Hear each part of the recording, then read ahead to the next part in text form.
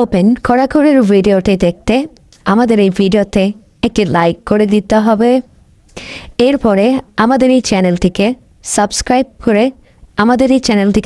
করতে হবে। এরপরে পাশে থাকা নোটিফিকেশন বেল আইকনটি অল সিলেক্ট করে আপনাদেরকে রাখতে হবে। এরপরে ছোট্ট একটি কমেন্ট করে দিতে হবে। কমেন্টে গিয়ে যাওয়ার পরে লিখবেন NICE nice VIDEO nice video লিখে জাস্ট এখানে কমেন্ট করে দিবেন। এরপরেই সেই ভিডিওগুলি দেখতে পারবেন।